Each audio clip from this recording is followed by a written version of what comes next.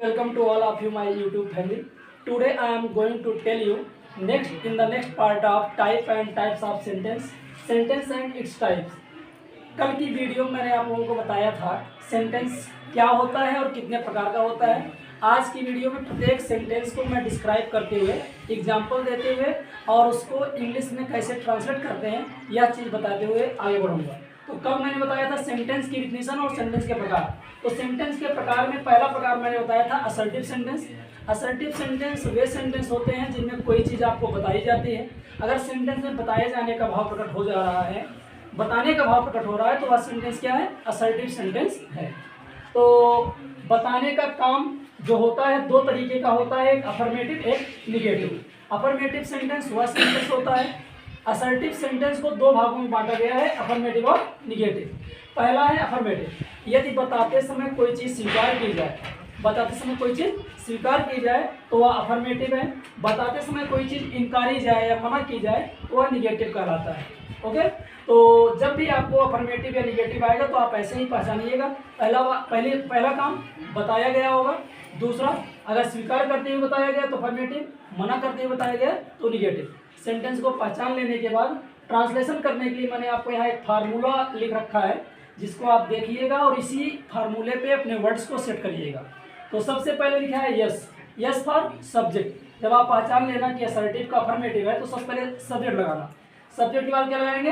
Helping verb, helping verb बाद main verb, main verb बाद object, object के बाद अदर वर्ड। और इन चीज़ों को पहचानना मैंने आपको बताया हुआ है, जब नहीं आएगा फिर से बता देंगे ना। निगेटिव में आइए, निगेटिव में सबसे पहले सब्जेक्ट, फिर हेल्पिंग वर्ब, फिर नॉट, फिर मेन वर्ब, फिर ऑब्जेक्ट, फिर अदर वर्ड। यहाँ पे कुछ एग्जांपल दिया गया है। तो यहाँ पहला एग्जांपल लिखा गया है, वह क्रिकेट खेल रहा है। तो इसमें क्या हो रहा है? कोई चीज़ बताई जा रही है। कोई पूछा होगा कि वह क्या कर रहा है, तो मैंने कहा कि वह क्रिकेट खेल रहा है, बताया गया तो अफर्मेटिव हो गया तो निगेटिव। और बताने का काम स्वीकार करते हुए बताया जा रहा है तो अफर्मेटिव है। तो अफर्मेटिव का फार्मूला यूज करते हैं, इसको ट्रांसलेट करेंगे हम लोग। सबसे पहले क्या लिखना है अफर्मेटिव में? Yes, yes for subject. Subject का मतलब कर्ता। कर्ता क्या है इस सेंटेंस में? खेल रहा है। कौन खेल रहा है? वह की इंग्लिश क्या हो जाएगी? अब इसके बाद लगाएंगे हेल्पिंग वर्ब, क्योंकि लास्ट में है आया है इसलिए हेल्पिंग वर्ब या तो इज बनेगा या तो आर बनेगा। फिर हम सब्जेक्ट के पास जाएंगे, सब्जेक्ट सिंगुलर है तो इसलिए क्या लगाएंगे?